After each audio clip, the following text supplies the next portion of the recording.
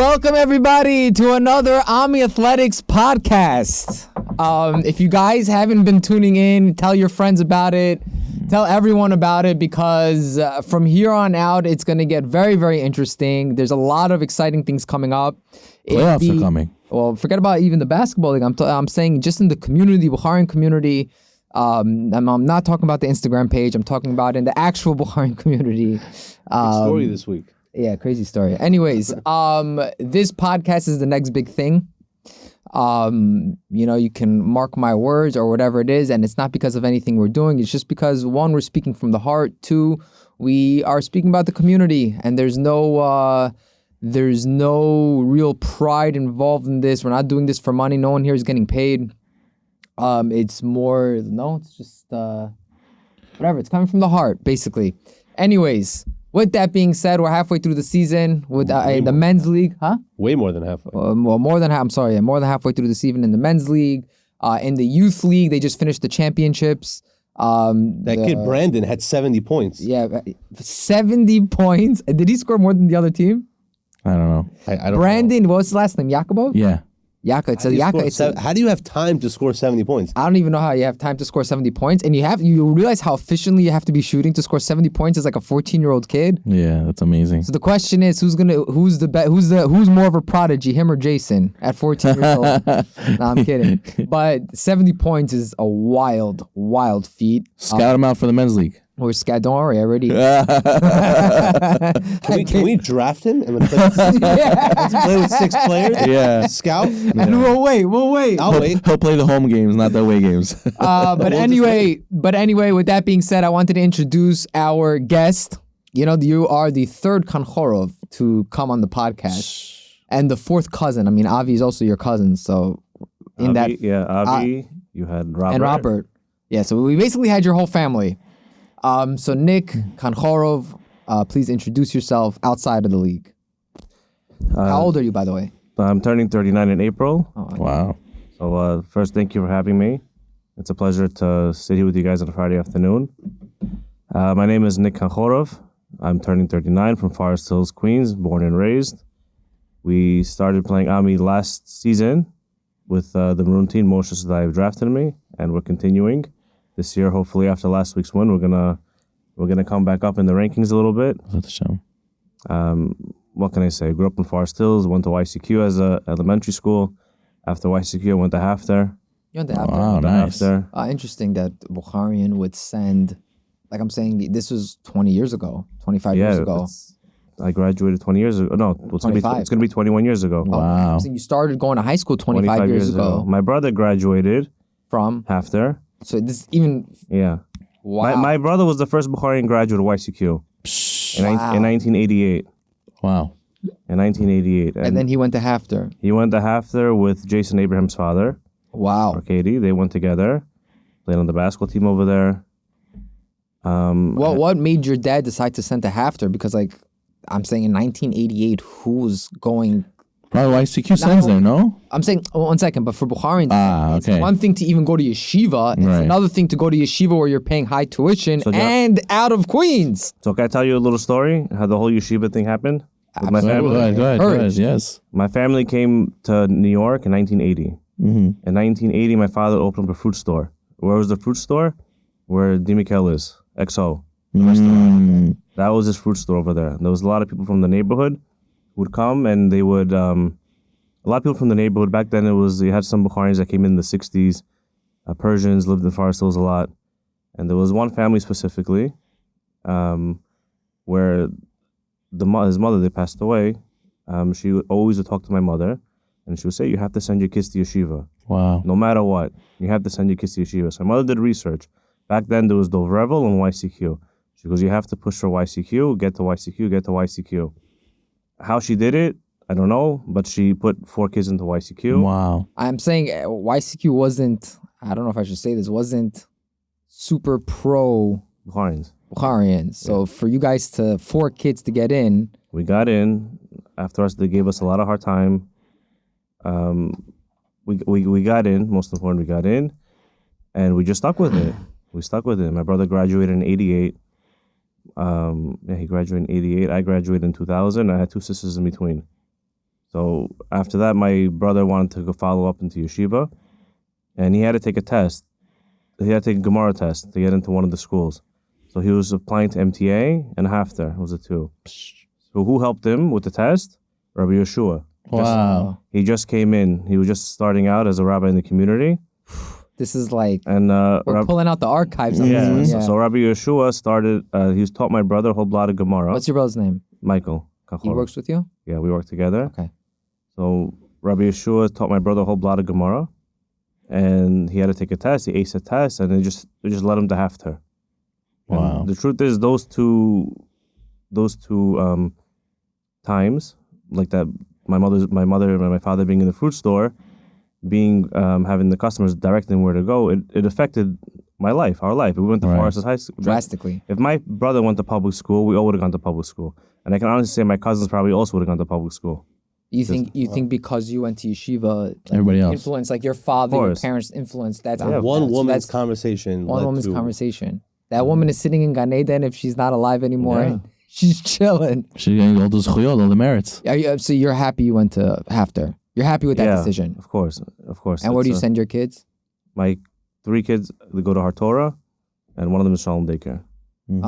So you're happy with Hartorah. Hartorah is, yeah, That's we like a it. elementary school. Elementary school. And where High school, we'll see. Well, high school, we'll see. I don't know if I send them after again, but high school, we'll see. but you're We not have one more sure. year. Yeshiva for sure. Yeshiva for sure, yeah. There's no such thing as sending to public school. Well, you know, I was saying this before, but like, I it's crazy. You know, like, I said this before on the podcast, or Meir once told me, he's like, you know what percentage of Bukharians are in public school, or you could say it the other way around. What percentage of Bukharians are in yeshiva? So I remember me, Moshe Sadaya, we're all sitting over there, and we're like, I don't know how many are in yeshiva. Probably like 80% are in yeshiva. And Rabbi Meir started cracking up. He's like, you guys live in a bubble. You guys live in a cave. He's like, 80% are not in yeshiva. They're in public school. So you're part of the 20%.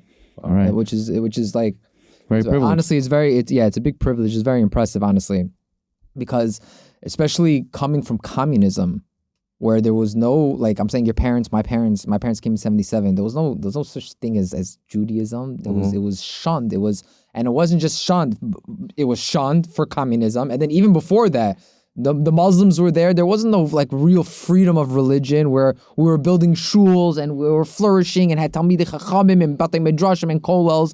Bukharians didn't have kollels or Batei Midrashim. If you wanted to learn, you sat in the corner. And if you were a real big rabbi, you immigrated to Eretz Yisrael as a Bukharian Jew, right? You didn't 100%. stay in Uzbekistan. So the Torah in the Bukharian community really, really took a big hit. Over the last few years. So for any Bukharian who literally came off the boat, like you and my family also in a certain sense, and sent their kids to yeshiva, I think it's like that's like an super unnatural Miracle. feat. It is on some level a miracle. Like I would compare it, I mean, you can't really compare it, but the ideology and the emotional strength to stick to your roots is almost like, now it's not a comparison, but it's the idea of like, the people came off the shores of the Holocaust and they came in and they still built the yeshivas and they still like, after you went through that, you're still like, after you literally saw God's fury on some sense, Right. and you still look to build yeshivas and to send your kids to yeshiva after what you saw.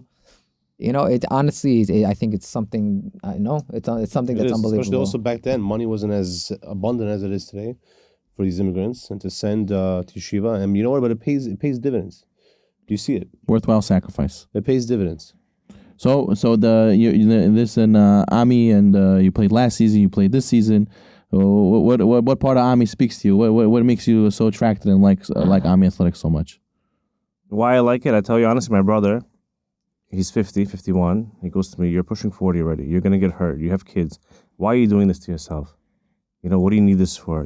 Thank God you've played all your life. You played in teams, leagues, you won. Hang it up already. I go, why? What draws me the most to Ami is the unity I see with the Bukharian community. So by growing up in YCQ, there was very few Bukharians. I had a cousin of mine and one other Bukharian kid in my grade and one half Bukharian. I grew up playing, let's say, baseball. All the shuls, I don't know if you remember, had baseball leagues. Yeah. I played on QJC, Q Garden Hills. I played in all of them. But there was never a Bukharian baseball league. There was no big Gabriel baseball league. And sports brings kids together. Schools are beautiful. Learning is nice. But at the end of the day, I think most kids can relate to sports, and if you can find a way to tie in sports with education, it attracts everybody more. Like if you look at when I tune in sometimes to watch the games, I see so many fans coming out there on a regular night. They can be other places. Right. They can be doing bad things. They can be out with friends or non-kosher spots, but they come watch. They come. They communicate. They come together. It's beautiful. It's very nice. Some people say it's more entertaining than NBA.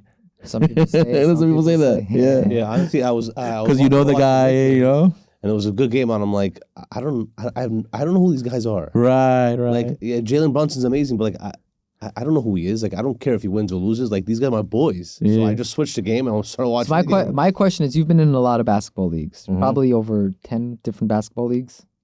Yeah, I guess so. Whatever, plus minus. What do you think is special about Ami that it stands out? And what do you think that we can improve on? Like, what do you think is our biggest strength that other basketball leagues don't have, that we whatever? And what do you think we can improve on? The biggest strength that Ami has is that all the players are united. It really is a family. That everyone really does love each other, no matter how much trash talking goes on. Can you give me an example of that? Because a lot of people say that, but I want the viewers to hear maybe a personal experience from you, because a lot of people come on here and say it's a family, but then this and this guy got into a fight on camera, let's say, right? Or verbal exchange, but they don't see what happens off camera when the two guys who got into a verbal exchange are laughing, hugging each other and be like, yo, honestly, sorry, bro. You know what I'm saying? You know how many people come on 47th Street and, like in the summertime, right before the draft, or whenever before the draft started, they just go outside of 20 West and they all start. I never see you there, though. They're just hawking outside. Yeah. What do we call it? I'm too far. Draft Square.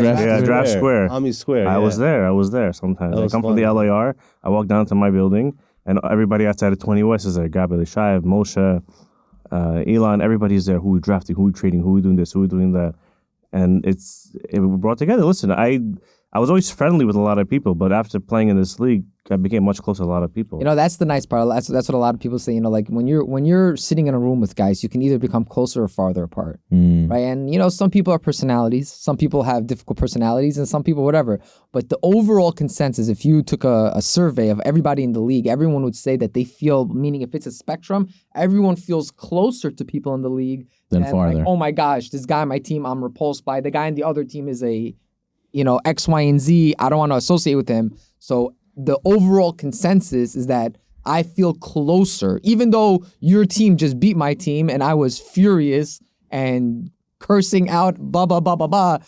But like, in the end of the day, we all shook hands, we all hugged, whatever. But if something happens, you can go off on each other in the game or in the chat and start trash talking. But at the end of the day, I'm very confident that everybody will be there for each other outside the league. Yeah. It's 100% true. Like, true. You see guys at weddings, all of a sudden you start chilling. No, but it actually happened. It actually happened with E. When there was some kind of machlokas with E, and people from outside of Ami and all the players in Ami kind of like came together. And we got E's back. Yeah. That was amazing. Whatever. But you remember this? I do not remember this. Whatever. So some outsider started talking to E. They got into a fight. Oh, in the gym. Yeah. I remember. Whatever. But so what's one thing we can improve on? Chat. The chat. You think we should shut it down? I don't know. Shut it down. You can't shut it down. Why It just not? makes the Why league not? the league. No. You could shut it down. But it's a little bit. Sometimes it gets a little bit too much. It's Too spicy. Why too much? People have feelings, no matter what. I know it's all jokes. I know people, end of the day, they can sit there and go off about somebody, say you suck, you're not this, you're not that. And I know in the end of the day, it's all just jabber. But at the same time, it still could hurt somebody's feelings. Right. Yeah, I think bothers we you? have to work on just A little respecting bit, one another sometimes. more. Sometimes, you have to respect people end of the day. Your talking should be on the court. That's the way I was raised. Yeah. You want to trash talk? No problem. Do Old it. school way. Yeah, show your game. He's almost 40 years old. No, I'm saying today so- all these kids are talking. One-on-one, Yeah. bring the money, listen, bring the bag. Yeah. Yeah, we definitely didn't talk about bring the bag back then. Nobody ever said their that. father would slap them one bag, leave the bag at home. Nobody had money back then to sit there and to say that 5K, 10K. yeah, 50K, what is 50K. it? 50K, 100K. No. But listen, there are some people in the league that really, grew up in the like trash talking errors and like E, for example. I remember him as a kid. We used to play in the LAE park on Saturday afternoon. We used to walk from. I lived on 68 Drive. Me, my cousin David Koptiev. We would walk all the way to LAE, all the way down there. 45-minute walk on a Saturday afternoon just to go play basketball. Wow. But there was like tough competition. People there would curse, scream, fight, and You seem very calm. Have you ever gotten into a fight? I can get heated on the court a little bit. I've sometimes. never seen you get heated. No, I've been in the league I with try you. not to fight. I wouldn't want to fight. I think I've been in a league with you maybe like 8, 9, 10 seasons. A lot of seasons in the Z League from whatever. I've never seen you flustered. Cool as a cucumber. Cool as a cute. I mean, I've seen you flustered at your teammates, like frustration. Yeah. But I've never Already seen you like get in another person's face and whatever it is. It's a good meter. Very good meter. So how like no point. is it a self-control thing or is I it? think sometimes that'll backfire. There's certain people, if you trash talk to, it'll just wake them up.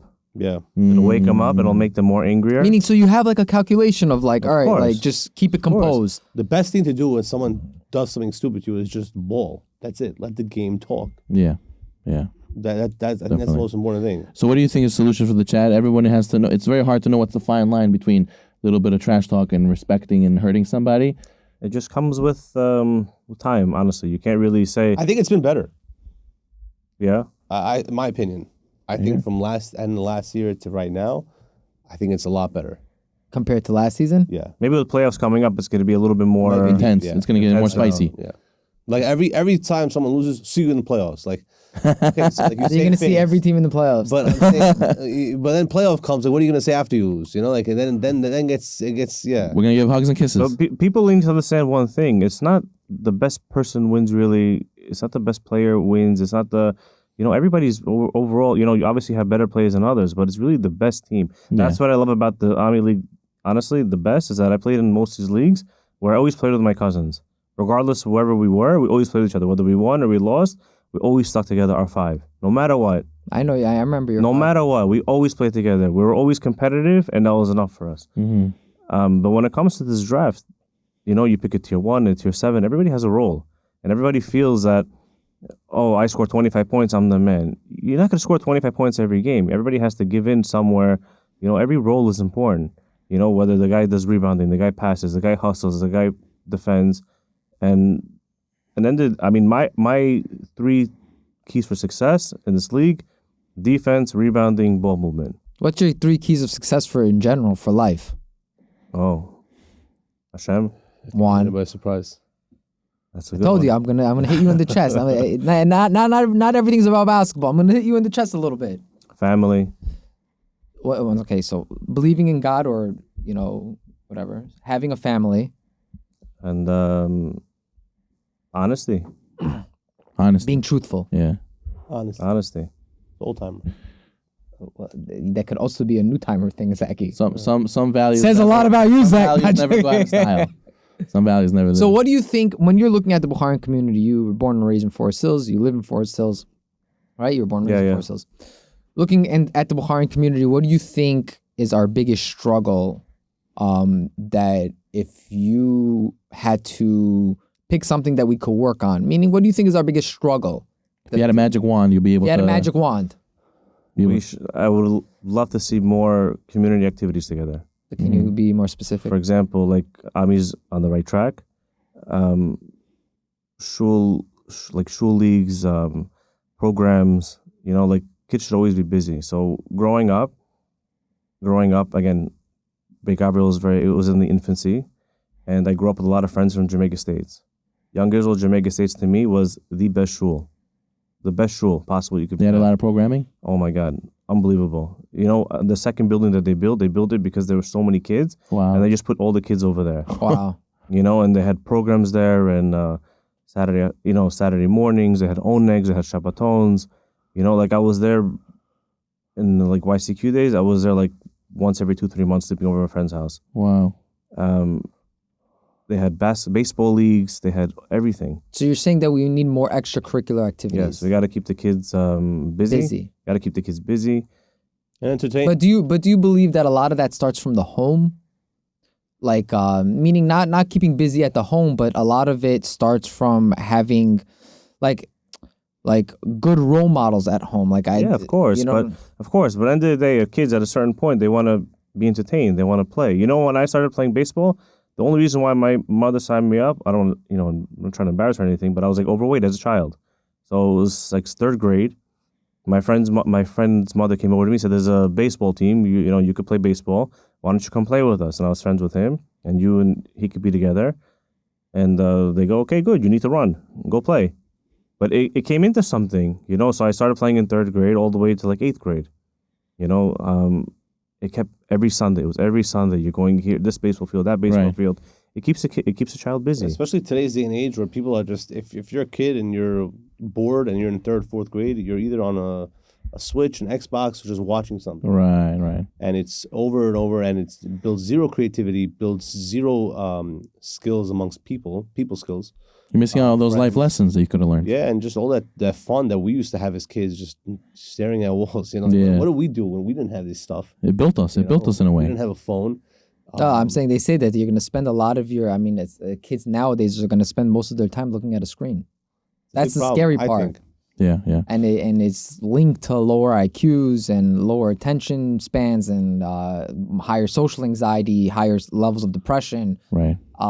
Which is very scary because if you have kids growing up and they're staring at screens all day, including yourself, including myself, looking at a screen, it's very scary about like what the right thing to do for your kids are. It's actually crazy. I don't know why this is coming to my head right now, but there was they did an experiment. It's called the Rosenthal Theory. I don't know if you guys ever heard of it. The Rosenthal Theory they did it. I think it was in New York in 1960 something. You guys can Google it. They went to they took a classroom of 50 kids. You heard of this? No. So it's actually going to blow your mind. That's why you're the mental analyst. The mental analyst, yeah. So they took a classroom of 50 kids or whatever it was, and they gave them a standardized test, okay? Now, all the kids took the test. They took all the tests. They threw it out. They went to the teacher. The teacher had no idea. They went to the teacher. They said, number, let's say, 1 through 25 scored on this standardized test, scored 100, okay? Numbers, blah, blah, blah, they lied. And numbers 2 through 50 scored 50, right? I don't know what the exact numbers were. They obviously played around with it a little bit, but they were completely fabricated, okay? So now the teacher thought 1 through 25 scored 100. Wow, these kids are really smart, okay? So now she got the test results, and it was a woman, and she kind of looked around like, okay, these certain kids, so she put them in the front of the classroom. She gave them extra attention. Now, these were regular kids. They were not smarter. They were not dumber. Some of the kids had lower grades in previous years, but they saw that over the course of the year, because of the expectation she had for them, that was conscious but subconscious also at the same time, she put more pressure and had a higher expectation for them. The kids who were not the brightest kids in the class in the previous 3-4 years, who were not the most well-behaved, it didn't excel in any of the things, their grades went up by an average of 40%. And for an average kid, all because the teacher thought that they had a higher grade and therefore had a higher expectation for them, and that had physical results on the kids. And the kids who scored in the 2 to 50, who were previously smarter kids, started experiencing behavioral issues because they were getting less attention. They were kind of letting it slip with like, okay, you're in the 2 to 50 range. Like, it's expected of you to call out in class. So there was lower expectations for them. Those lower expectations for them to complete their assignments, and those lower expectations of them to get higher test grades. Like, okay, you got a 60, this is what you're good for. But compared to the other kids, even if the kid was a very low scoring kid, if the kid got a 60 and the teacher was like, yo, this is beneath you, the kid's like, yeah, I got to try harder. And his test grades went up. And this is actually, you can Google this. It's called the Rosenthal Theory. Beautiful. And they came from there, that just the expectations alone, meaning there was no other factor other than just the fact that this teacher, and the kids didn't know, the teacher didn't know. Mm-hmm. The teacher had no idea. She just looked at these kids and she had a certain expectation based on, and the school randomized who they gave out these higher grades to, but whoever they gave out the higher grades to got higher grades. Amazing. Which I think I like, that's completely like mind-boggling. Meaning just the idea of it, it's like this, like almost like this like manifestation of like just the idea of expecting and looking and Meaning not in like this like critical, like Zaki says, like a parent looks at a child in this critical way of like, you got to do better. But just in this idea of like my kid, like it's funny. I remember one time going to Shar Yashiv playing basketball. Now, when I was in high school, Shar Yashiv on a Motzei Shabbos, that's where the ballers went. Okay, as I'm concerned, the Forest Hills guys go to Yellowstone Park on Shabbat, and that's where everyone dukes it out, or in Eli Shaiv's backyard or Kaptiev's backyard, whatever it is. And for the Ashkenazim, Shar Yashiv on a Motzei Shabbos, when I was in high school, that's where all the kids came. That was Rucker Park. That was Rucker Park. That was where all the kids who whatever. Anyone was there. So I used to go with Miki Shamsiev. Now I had a friend, his name was Gavriel Valensky. Okay, you know Valensky. Gavriel, Harry Valensky. They're ballers. Two brothers. They're four brothers together. All of them are better than the next. They're all 6'4" guards who can dunk. You know what I'm saying? Ashkenazi kids. Now, I remember coming over there and I remember seeing that they were waiting for next. Obviously, the gym was packed. They were playing four brothers together. They weren't going to lose a game once they got on the court. And the father was there with them. The father's maybe 55, 60 years old. The father's getting rebounds for one of the kids. The kid's name was Jack. Come on, Jack. You got this. Come on, Jack. You got just getting rebounds from him. I told Miki, I'm like, yo, if I had a father like that was just like, yo, you got this, I'd be in the NBA. Like how much like motivation, encouragement and motivation the father, like, and I was speaking to the father, I'm like, honestly, like, good I knew the father, I knew the kid, so I'm like, yeah, I wish I had a father like you, like I would be much better. He's like, much better? He's like, my kids are the best. He's like, there's no better than that. No better than that. My kids, you see this Gabriel's like this, Harry's like yeah, it does help. They were 6'4", 6'5", and can dunk. And like no, but guards. There was They were guards and 6'4". Yeah, they were guards. In our league, they would be big men. No, they were dropping 60 a game easy. They were like taller than Yochananov, with a higher IQ, and they play like Israelov. Oh, okay. They were very good. They were very good. No, but the idea was that these kids were, I actually got dunked on by one of them in yeshiva, but they had this not expectation, but they had this belief from their father, like, my kid's the best. Right. You know, and in front of their back or behind their back, this is like, not that, and it wasn't putting them on a pedestal of like expectation of like, you have to be the best. So you could be the best. The kid could be getting, you could be. Right. There's nothing, you could be. And just that expectation alone, according to the Rosenthal Theory, just that expectation alone, and it's not, the Bukharian way of when the kid comes home with a 60, you beat him and slap him on the top of the head. Even if he gets a 98, where's the 2 points? Where's the 2 points? Yeah. On the flip you take $2 out of his pocket. A lot of young parents look at their kids as perfect, right? If you ever tell them a little bit of anything about anything of their kids, they get so offended and like my kid's the best and whatever. So it has to come with a balance also. Oh, okay. Yeah. You have to be realistic. You have to be realistic. You can't just, walk through life and my kid is the best, because what happens is you kids need constructive criticism. They boundaries. You're gonna have to tell me with this study. Kids that grow up with abusive parents turn out much better than kids who grow up with neglectful parents who just do what you want, do as you wish.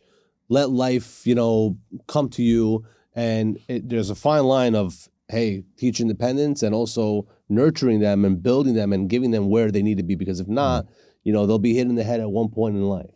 That's what it has to be with the balance. It ties into what Rav Simcha ben Shivcha used to say, alav shalom.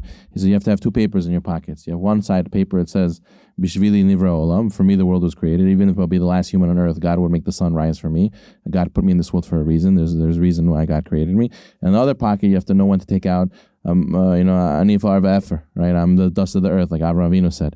So you have to know when you're dealing with yourself, within yourself, should I do this mitzvah? Should I get involved in the community? Do people need me? Yes, for you the world was created. When it comes to dealing with other people, meaning my word versus your word, or, do I need to improve myself, or do you need to improve yourself? That's where you'd say, ani afar v'efra, I'm the dust of the earth, like I'm nobody. Of course I have to improve myself. Very hard balance to find. As Rav Moshe Shapiro told Rabbi Greenwald one time, you first have to have a self-esteem to be humble. Right. We focus in Judaism, we focus a lot on being humble. But when you're telling that to the person who struggles with self-esteem and struggles with self-worth, or if they matter, or if they could do it, and you're telling them be humble, He's on the floor. All you're telling them, you're giving them what we call confirmation bias. Yeah. Confirmation bias is, I don't believe I can, and now you're telling me, hey, be humble because you can't. And what am I thinking? Confirmation bias. Yeah, you're right. I am confirming my bias to myself that I am a lowly creature, right? So 100%. Moshe Shapiro is very into like, first have gaiva. Right. First have gaiva, then work on your humbleness. Right. But I think it's hand in hand because people, we spoke this last week. To me, the one line to define self-esteem, I'm going to use a pasuk really, right? Ki hu hanoten lecha koach la'asot chayil, right? He gives you the strength to do good, right? So look at a guy like LeBron James. LeBron James is turning 40, or he turned 40. He turned 40. He had an amazing career, right? And you look at a guy like T-Mac, right? For all the young kids, they don't remember who T-Mac was, right? If you're under, 25, you have no idea who T-Mac really was. Right. He was supposed to be the next great one. Yeah. And boom, injury and injury and injury and injury. So God will give you an ability to do what you can do, and you have to stay thankful for that. But at the same time, you need to, push forward. And I think that when a person recognizes that he gives me the ability to succeed, in that is I need to do what I need to do. So self-esteem comes from the realization that everything I had is from God, and realizing that being so, what did I get from God? Right. So it's hand in hand. I don't believe there's, in the root of it, if you have a good self-esteem, you have, by definition, humility. Amen. By definition, that's my viewpoint of it. And then we see that Moshe Rabbeinu, the greatest leader of all time, his greatest quality was the humility. Now, he obviously didn't shy away from opportunities. Look, we call him Moshe. Why? Because of Batya's name that she gave to him. He had a bunch of names. Midrash says he has so many names, and this is the name that stuck. That she pulled him out of the water, and Batya believed in herself. Her father was, imagine, Hitler's daughter, let's say, right? She goes and she finds a cute little baby. She's going to bring it home. Like, are you crazy? You're nuts? Like, your father's making a genocide against the Jewish boys, and you're bringing this to your house? She believed in bigger and better than what she saw. She believed in it. And Moshe was also like that. That he in the beginning he told Hashem, no, I don't want to be the leader. They're not going to believe in me. They're not going to listen to me. And Hashem pushed him, told him, no, you could, you will. And then he ended up being, even though he had a stutter, even though, like, I don't think. If Moshe Rabbeinu would be on tour any time today, I don't think he would be like the biggest views and like have everybody listen to Charlie Harari. Yeah. He had a stutter. He didn't believe in himself, but Hashem gave him that push. Batya pushed herself also. But I'm saying he also felt. Oh, wait, I'm sorry. Yeah. Go. It's fine. But then in the end of the day, he pushed through and he believed in himself and he did so much. But the biggest thing I think was from that whole episode we have to learn is what you were we were talking about, how the community with the sports and uniting, and then you giving everybody that self-esteem, and then all the lessons you learn from that. But we have to make that scene for all these things to exist. Like Moshe Rabbeinu lived in the palace. He could have been quiet. I'm sure we grew up. We saw Prince of Egypt. In the good life he had, and he had anything he wanted. He lived in the mansion, and his father was his father raised him as the king of the world, basically. And then one day he goes outside and he sees somebody else suffering, his fellow Jew suffering, and he says, I'm going to open my mouth. If you would ask, why open your mouth? Just keep quiet. We're making money. Everything's fine. just leave it as is. Why do you have to open your mouth and get involved? No. Take the inheritance. Yeah, exactly. Everything. No, I can't stand it. Crazy point. I want to see my brothers also have.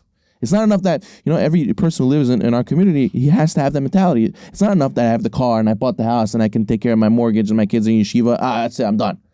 No, if you see your brothers still in the street, 80% in public school, and kids on the street, I can't see my brother suffering. I have to get involved. He opened his mouth. He got in trouble. He had to kill the Mitzri. He ran away and ended up being, you would think, oh, what a fool. He ruined it for himself. No, he found his wife. He saved the Jewish people. He ended up doing the biggest thing. And that was his moment of like, this is your moment. Like, will you look at the burning bush? There's a lot of people who passed by the burning bush. They didn't stop and look. Moshe Rabbeinu says, no, I'm going to stop and look. There's something here. I have to do the right thing. I'd rather not live that whole life of a lie and gold and silver and enjoying if I see my brothers every day suffering. So hopefully we all tap into that and we make this community. It really had to do with what he said. One of the three principles is honesty. There we go. And you see that Moshe Rabbeinu, I don't know where he got such a strong sense of identity from. Because I'm saying, like you said, he was chilling in the castle, and then he sees another Jew getting hit, and his identity was like, I'm a Jew, I can't watch this. And he goes and he honestly, it's crazy that he kills the guy. And then they go and they try to kill Moshe. But the real question is how to instill this form of identity into the kids, into our future, into us, into ourselves, into our community of like, we have a crazy lineage, we have a crazy background, we have a crazy tradition, and be proud of that and not run away from that and celebrate that and get together use to celebrate use that as a springboard to really bring us closer together and celebrate that, like whatever. And I'm going to end with this. When I was in Tiferes Moshe and when I was in school amongst Ashkenazim, I was very embarrassed of my roots. Being the Bukharian kid, I used to be made fun of a lot or whatever it is. Then I got a little bit older, and I went to yeshiva like TJ, and then I really saw that the pride. There was a lot of pride there, and there's stuff under every rug. Right. Trust me. Right. I grew up in Ashkenazi yeshivas. I saw all walks of life. There is dust under every single rug. And I can go into detail, but I'm not going to. Right. Power rankings. Let's do it.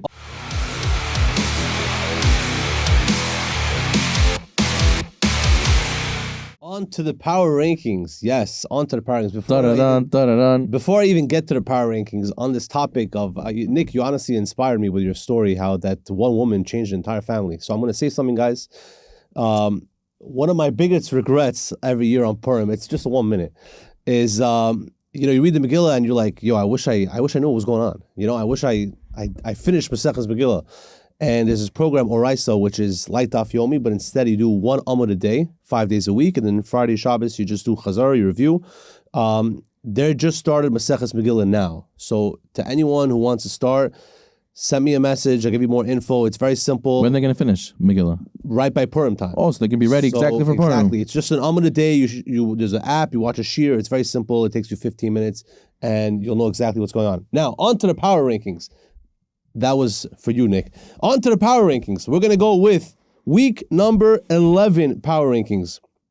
At number 14, I love you, Rabbi, I really do, but I have to do what has to be done.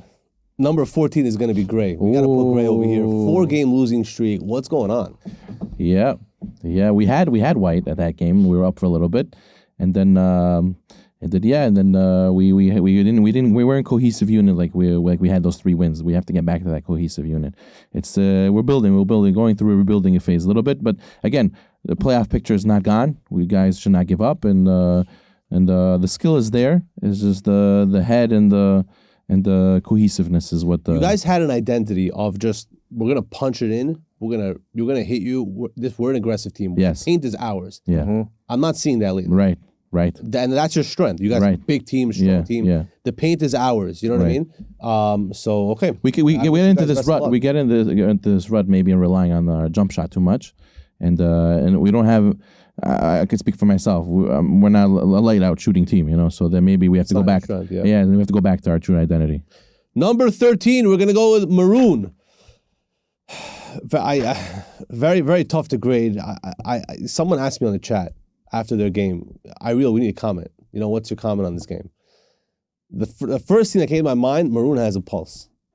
We do. You guys were like on life support, and then like boom, now you're in critical condition. You guys woke up, but like there's a long road ahead.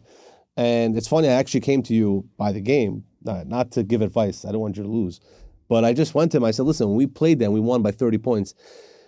They all came to me. You guys all came to me right before the game. Yo, I love your rankings. I love your rankings. I love your rankings. They were at 14, and they were ready to just pound it in and talk trash to me. Thank God you guys didn't win, because it would have been an embarrassing situation for me. But to say the least, you guys, it was 14-7 us, and then everything just imploded. And I looked at myself like, they're not going to win. It's impossible. Right. But you guys pulled it together with Green, so big shout out. What do you think you guys have to do more of? Just play together. We have a very talented team. And Rabbi, you just said right now you lost by a few points to White. I didn't see the game. And White is what, like top 2? 3. They're third in the rankings. Let's say there's statistics also. Standings, top 2, top 3. Top 3. And you're 14? Yeah. So that means anybody can beat any team here. 100%. There's no such thing. That's the whole point of the draft system. Everybody has to play as a team. Everybody has to, sometimes maybe swallow a little bit, take an ego down, move the ball around, play as a team. You're not coming with 5 guys that you know how to play with. You guys had a dominating win against Green. It wasn't just a win. You won by 17, but it was the way the game was flowing, you guys played well. We played together. We put everything calm down the situation. Honestly, sometimes when you explode the way we did against Orange, it was rock bottom for us. I've never played that type of game before. And I came home. And my wife yelled at me. She not yelled at me. She goes to me, how did you quit 4 minutes left into the game? You have kids playing in their school leagues. What kind of example are you showing them? You have to play. I don't want to play the green game. I said, yeah, I remember that. Your team didn't want to play. They want to show up. Yeah, people didn't want to play. And then my wife goes to me. She goes, again, your kids, I promised my kids they're going to come to the game because winter break started They didn't come to that Thursday. game. No, you're saying to Green. To Green. To Green. Winter break started on Thursday. And I told them because the schedule, God bless the commissioning team, whatever the board, most of our games are 9:15, so my kids can't come. It's too late for school. But I said, when you're off, you'll come to my game. So my daughter, she's 6 years old, she comes to me, Abba, tonight we're going to a game, right? We have no school tomorrow.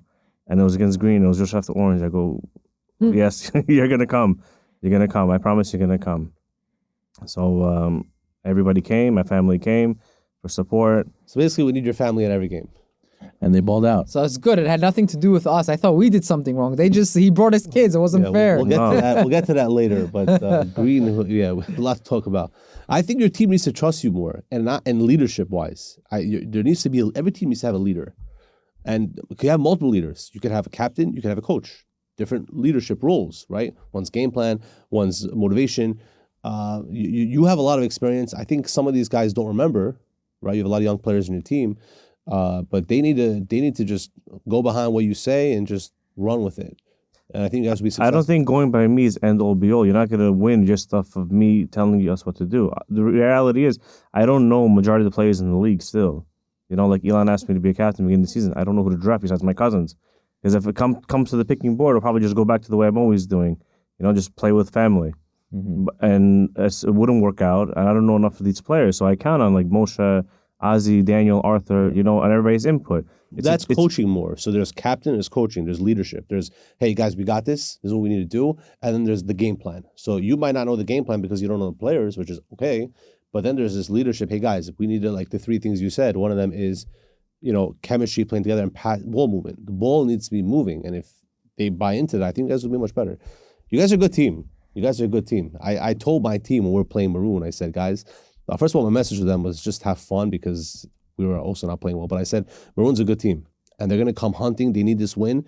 They're a good team, and whatever. That didn't happen, but you guys... Nobody's officially out of the playoffs, right? Maroon has a pulse. Yeah. You guys are 2-8 or 2-7? 7. You're 2-8. We have 3 games left. I don't know how many games left. You're 2-8. You're 2-8. You guys are 3-7. Light Green is 3-7. So one of you guys... We're playing Light Green next. That's a big game. That's a huge game. That's a big game. We should have an announcing team come to that game. Anyways, at number 12. We got Light Green. They beat Blue. I don't know how much that means. No, how much you give to that? I saw Aaron Matayev the next day, and he's like, honestly, that was the crappiest one I ever felt. He's like, because we won. A win is a win. He's like, but that's never a way a team wants to win. I saw his face. I was on 47th Street.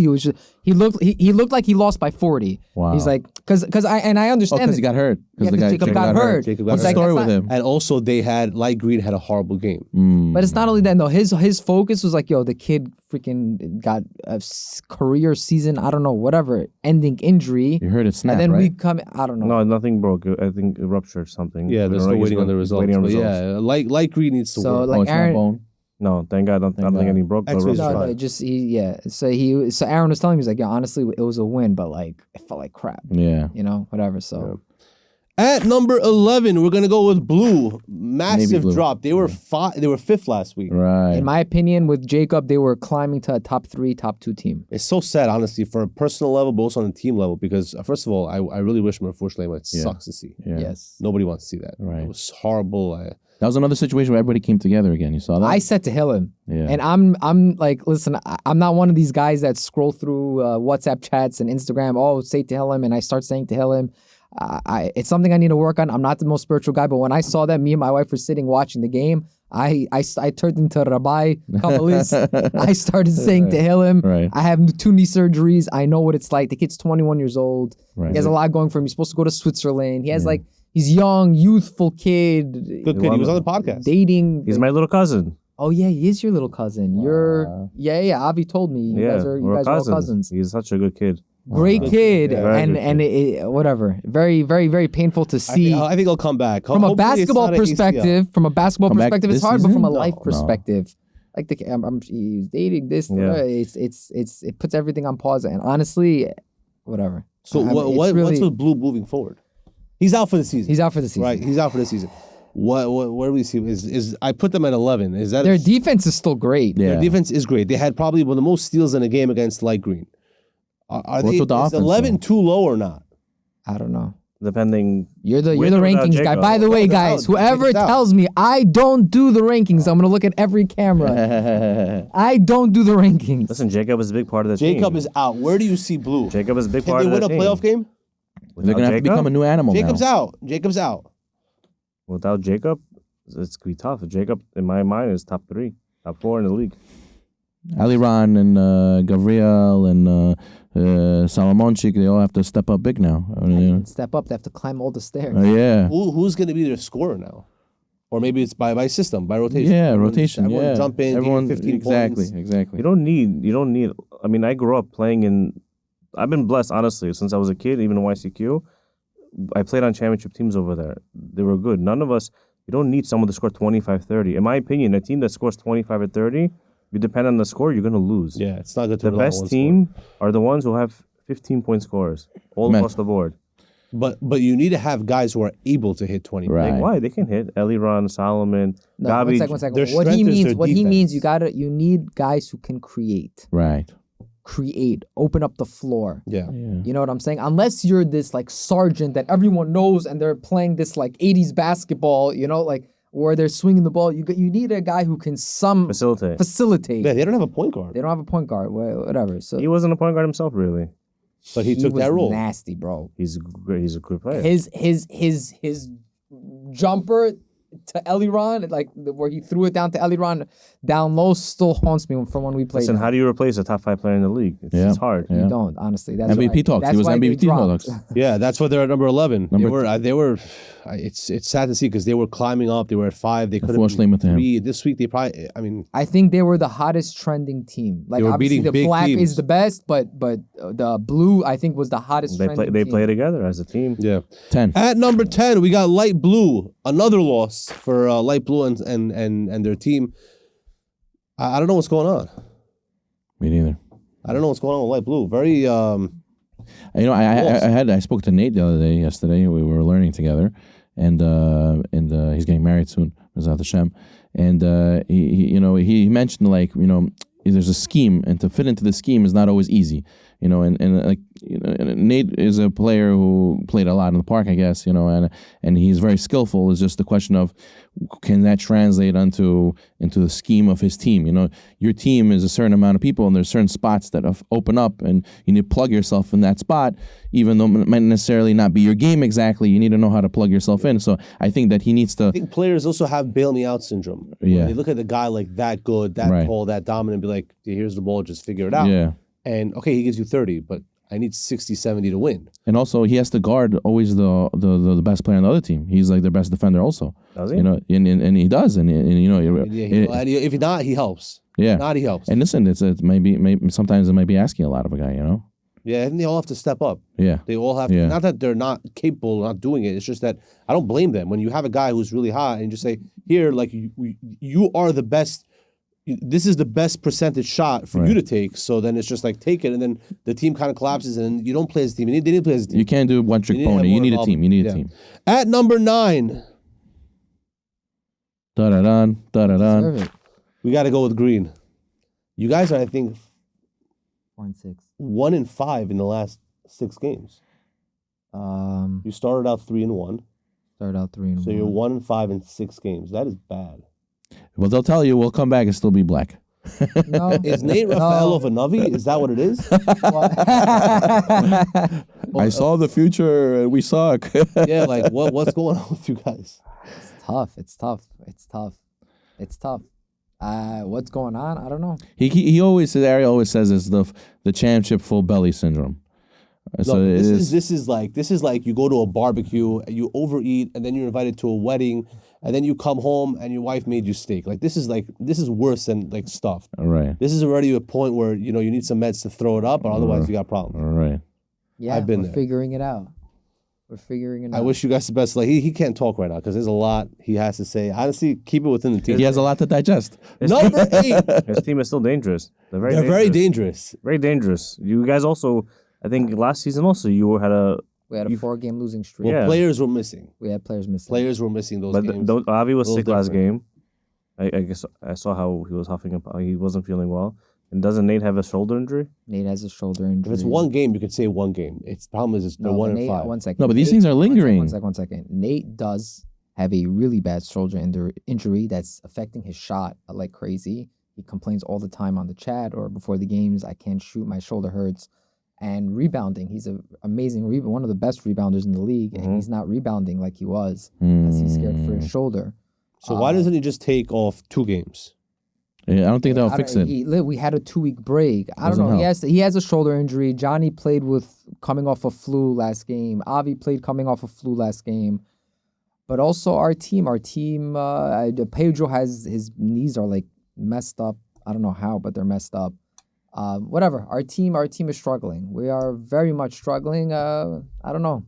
Only God I'm not can worried help. about them. You guys will I'm be worried. See you in the playoffs. I'm Question is worried. when I'm they'll figure worried. it out. You got to figure it out a little bit before the playoffs. So you come in with this Number 8. We're gonna go with Teal. They're playing well, and they had an issue with me putting them last week at 11, and I said, listen, 11 through 6 is pretty interchangeable. yeah. They're at 8. They didn't play this week, but out of default, with green, light blue, and blue dropping, we have to put them at number 8. They're a good team. It's good when you see teams clicking. Yes. People think I don't like teams or whatever. I want to see every team succeed unless you play against us. So I get happy when you play and you move the ball. You figure it out. It's good for the league. It's good for everyone. At number 7, we're gonna go with Yellow. Big win this week without Eliran. Yeah, he was on Yeah. vacation. Yeah, he was out, and it was looking like They have the orange syndrome. Missing a player, but still playing good. Are they better without Gabby, without Zachy, without him? What was it? Yosef went off. That's what it was. Yosef won. I saw Yosef play. He didn't just go off. He was leading the team. He was running, jumping, passing, Telling getting people, guys yeah. involved. Yeah, he was playing like a tier 1. And He is a tier 1. he is. But I'm saying when you have Eliran, it's kind of like 1A, 1B. Like sometimes you don't get the best out of a person. When you have you're the guy now. Right. Now you start getting, a little more. So he big shout out to Yosef Azilov. He bowled. Number 6, we're gonna go with Gold. Probably the hottest team right now, no? Yeah. Navy blue was the hottest. They were, but now they're gold. Now gold is trending. What a very, very hot right now. Listen, shout out to Black for holding them off, and they were like, very. Nail biter. It was a nail biter. Great game. Jason and Eitan. Honestly, Back that and was forth, to me back and like forth. watching like LeBron and Kobe Yeah, go at it. It was on. yeah. It was. Would you say game of the year? One of them, blue versus black was black is involved in almost every game of the year. Yeah. Blue versus black, Purple, green. orange versus black, Purple green. purple green. right. But all that aside, gold versus black, that shot for shot, punch for punch, Yeah. Jason and Eitan, and then Jason to have the game winning putback, gold to have 2 opportunities. It was an Felt like a finals game. Yeah. It was just back and forth. Like you're gonna shoot it, and I'm gonna shoot it. You're gonna shoot. Like it was back. Eitan and probably the best individual performances. It's just back and forth. Not necessarily team. I mean that team, yes. Asa played amazing. No, team, yes. But I'm saying just those 2 guys back and forth. Yeah. It was, Also, the other guy, Pleschi on their team, was also hitting threes like hitting crazy. threes. It was honestly, it was a very nice game. No, did you watch the The game? players don't get enough respect on gold. They're good. People don't appreciate the players who do the little things. Yeah. Like Pleschi. Or you grew up playing with Mikey Yonatan. Yeah. People don't appreciate Mikey Yonatan, Yeah. in my opinion. Mike, when he first started the league, the first time we came into the league was I think when Z League was like an infant baby. My cousin Robert says there's a league, they want us to play. It's not so good, but we'll go play. So it was, I remember it was the great team that time. I don't know who was on it. That was me. You're the great team, right? With the Israeli We guy? won. We won. You we won. Had Eli Aronov. We had Miki Shamsiov. That was That the was- first that was ever a great team. season. First year. You That see, was a- finally someone knows what we used to do. Okay, but then we came. It takes a 40-year-old to remember. Hold on. But we came. We beat you guys. by 1 point in the playoffs. I remember. I wasn't there. I was in Israel. That playoff game. I don't know how we won. We were shorthanded, but we won that game. But that's when everything started. So that Mikey Honatan was over there on the red team. I remember. Yes, him, Egal, his brother Josh, I think. So this is how all this started. So that year, by the way, we lost in the championship game to the red team, to Mikey Honatan. That, in my opinion, that championship game was rigged. Ooh. I tell you now. Why? Wow. Mushpatov. Hot take. Mushpatov was on the black team that season. Oh, that season? It was that season. Yeah, okay, hold on a second. It was when they picked up Mishpatov In the middle of the playoffs. year. In the playoffs. Was it the playoffs? It was in the playoffs. I knew nobody. Yeah. I knew nobody. I didn't know anybody in the league at all. And Mushpatov came in and we lost by 1 point. What happened was that the Red was missing one of their star players. So they're like, okay, we'll pick up Mishpatov. Mishpatov was out of the playoffs. So like, we'll pick up Mishpatov just for this game and we'll play. And Mishpatov went on their team in the playoffs from another team. But it wasn't the finals. It was before. It was the playoffs. And then he just stayed with them and played the finals and beat Elon from CF team in the final. No, he beat us. In the finals? We were in the So I finals. guess he beat Elon from CF team in the playoffs. Maybe. He beat us in the finals, and that started a whole trend with them. Then they played throughout the next several years together. Uh-huh. Wow. That's from the archives. Number 5. Again, I don't grade orange. Nick Khandachorov graded orange. What do you think at number 5? I mean, I'm surprised. Honestly, the way you guys played against us, the way you played against us, you should be number 1. But after your game, we came together as a team. A lot came out. Everybody opened up. Everybody expressed themselves, which is the right way, and people need to say what they're feeling. And we really came together. It was enjoyment. We all hugged after we beat Green. It felt like relief. Relief. You go to therapy and you finally see results. Look, I'll tell you honestly, our team. I'm not saying this because I'm on the team. Our team is very dangerous. They're very good. Daniel Chaim can get hot in a second. Hit 4 threes in a row against us in the same You spot. guys are the highest scoring team so far in the league in a game. But you want to know the truth? You want to know what's crazy? What the crazy part is? If you look at all the players we play against, all our teams, we hold them in the 50s. Yeah, It's low defense, 60s. you guys are good also. We're not bad at. a good Between team. Ozzy and Arthur You're are the plus two minus- best. Are the best perimeter defenders in the league. Daniel Chaim, he's 6 foot. 6 foot. He could shoot. He could score. He has the body to play defense. I have enough IQ to play. Moshe's a beast down low. Daniel's Kaykov off the bench. Avi, in my opinion, is the number 1 seventh man player, tier 7 Yeah, guy. he's good. He like comes in, he plays it in the right way. You guys are good. You guys are good. It was painful to watch when we played you guys just implode. I never experienced that kind of pounding before in my life. It was bad. It was bad. I don't know. You just were hitting, and honestly, you guys also looked tired because you needed Arthur. Arthur wasn't there, so I wasn't. Arthur wasn't there? No, Arthur was not there. Arthur was And there. we were just fast breaking, and they just didn't have an answer. We Listen, had a lot of fast break Arthur's a points. huge. I think it was just piece. a lot of chemistry issues. It was it was a lot of He dysfunction. probably would have beat us the game anyway, but more than anything, it was just chemistry issues. Yeah, I'm happy you guys figured it out. At number 4, we got Purple. Coach, Avi. I mean, they were ready to talk. Purple was ready to talk, and they just showed up to the game, and Red looked at them and be like, "Yo, you guys are not even in our league." And Red just destroyed. It was so embarrassing to. And again, keep in mind, this is the number 1 offense or number 2, whatever, Black. Number 2 offense. They were held to 50 points. That's the 50 DPOY talks. That's the DPOY talks. now. Gabi Hafizov and Tom are by far the number 2 the only Top 2 candidates, yeah. It's not even close. At number 3, we're gonna go White. They beat you guys. We almost you guys had it. We You guys had were in the them. We game. almost So had it, I don't think White is that strong. I think that they're a good team. Very good team. E-Train. He had to He had stop 30 E-Train. points. he Yeah, had 30 to points stop. that game. Big He shot. has a nice shoulder in the and ones. That was good. How did he do it against such a strong team?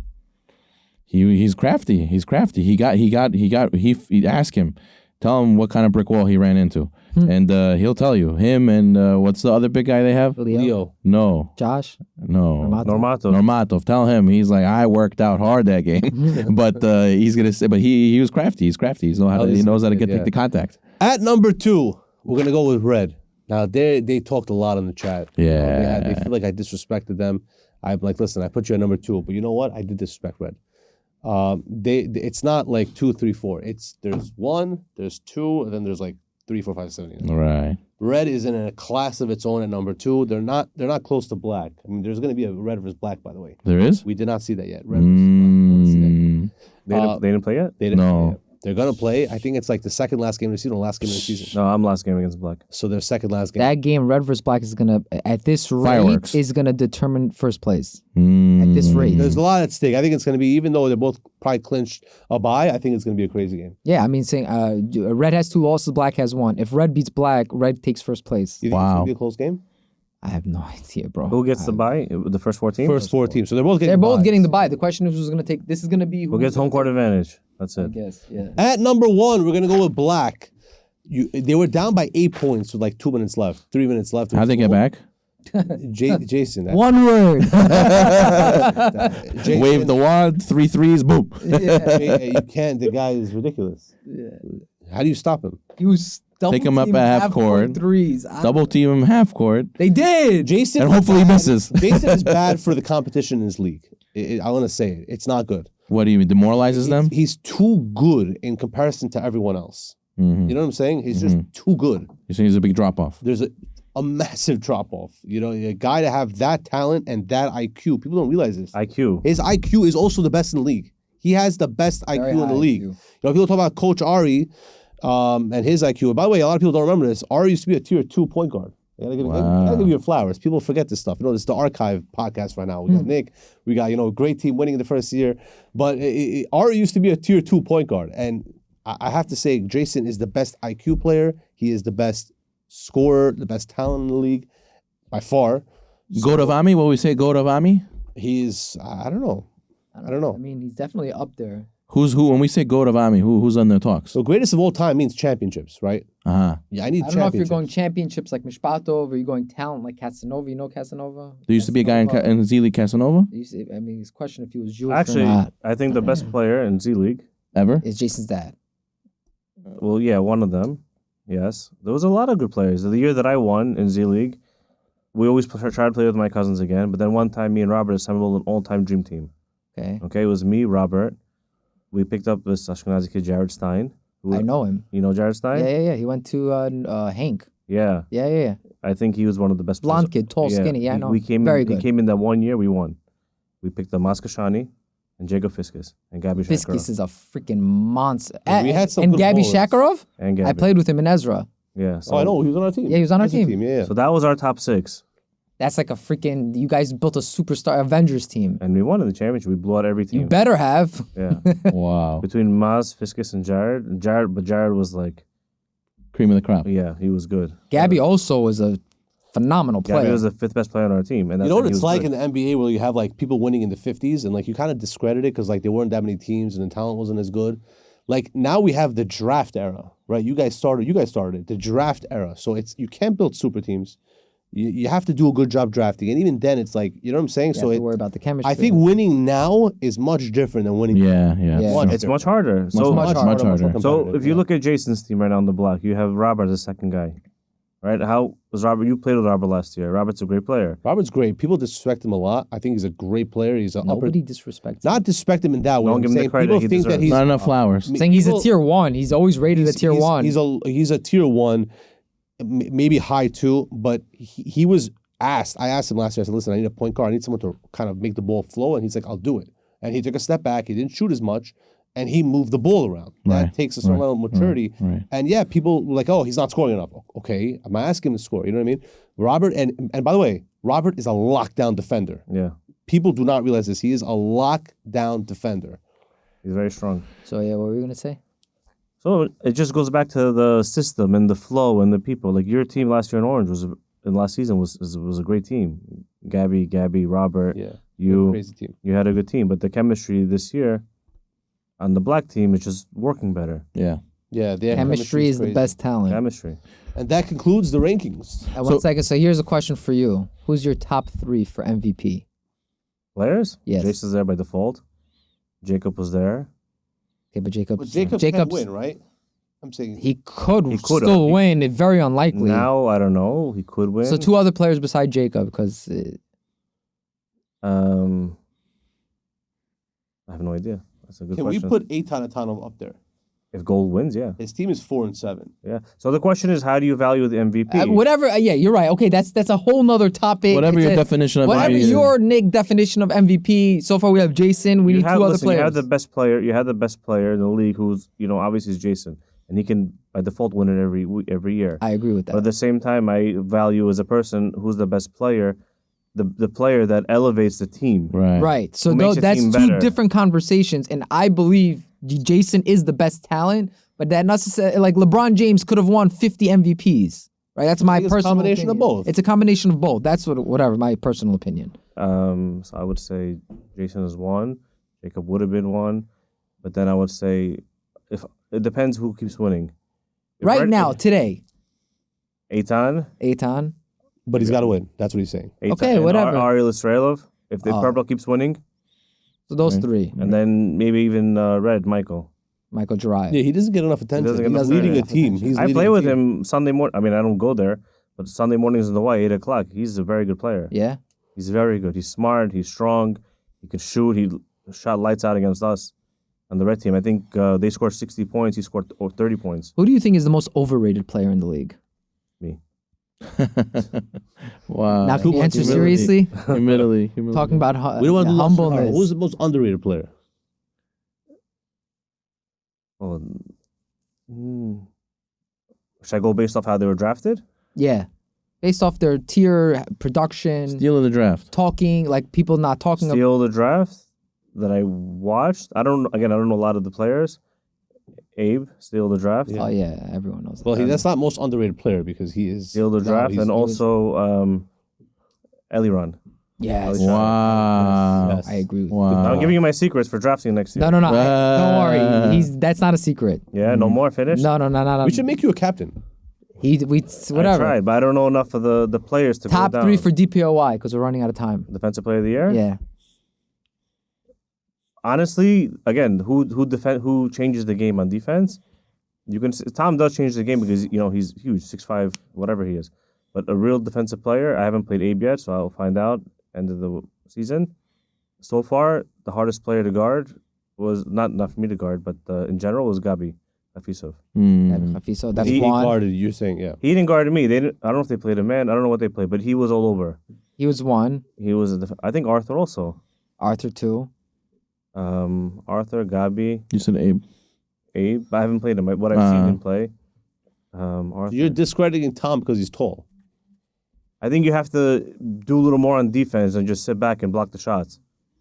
Okay, so who's your third? You gotta. It's more. Maybe I'm wrong.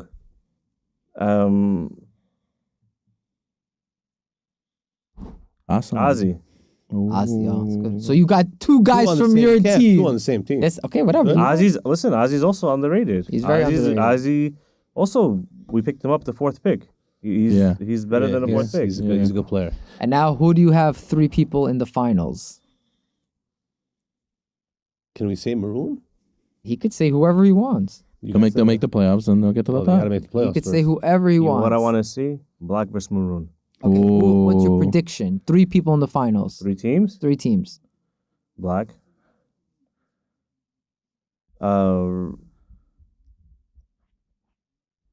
Possibly red. I can even see green. Whoa. Honestly, I'll take the credit, but I don't think that's far off. Green is a Yeah. good team. They Yeah. won Green is it a good all. team. Yeah. I think the team that wins is the team that plays defense, that plays and that rebound. Last year, Black team was a great team. They were offensively great. But you have to rebound and defend to win. Yes. Rebound, Interior. They had rebound, defense, ball movement wins the game. End of the day, for some reason, in playoffs, people's scoring averages, they go down. They don't score as much as they do. They're nervous, the chills, sometimes the spotlight gets to people. But rebounding is rebounding. Boxing out is boxing out. It's just fundamentals. That's why your team... Nate Rafaelov is like a pogo stick. The guy jumps around everywhere. He's like, I look at him, he's here. All of a sudden, he's jumping up in the air. He's like Tigger. that's one big thing we're missing this season because when he goes up with both hands, his shoulder hurts him. So he's not that same guy. But whatever, we'll Jumps figure through it the roof. out. Your team, I think, Danny, great defender. Remy, great rebounder, great defender. Avi, threat. I think Green is still. At the end of the day, you're still the championship, defending championship. You're the team to beat still. Black redid their team based off you guys. They said that in the draft. There you have it, folks. I never heard that. That's a They good said call. that in the draft. David was standing behind me while they were drafting, and Wow. David and they were other people were drafting whatever. David was like, oh, "You guys have to draft a team that beats green. Like, what are you guys Wow, doing?" right. Yeah, when you draft, you have to. Even in the NBA, you're going after the team that won, not who you think is the best team. You're the team that The won. most similar guy in the league to Remy is Abe Kandahora. Yeah. I'm saying. But honestly, black is like a Athleticism, freaking tall. juggernaut right now. But I think green. You guys have 3 games left. To all the green guys watching, you guys have 3 games left. If you you have 3 games to figure it out. If you do, then you're back to like number 2 spot. So irrelevant of what happened in the past, you have 3 games left. It's not 1 game. It's 3 games. There you have it, guys. right, Shabbos, guys. everybody. Shabbos. Hazak Baruch, Nick. Good job.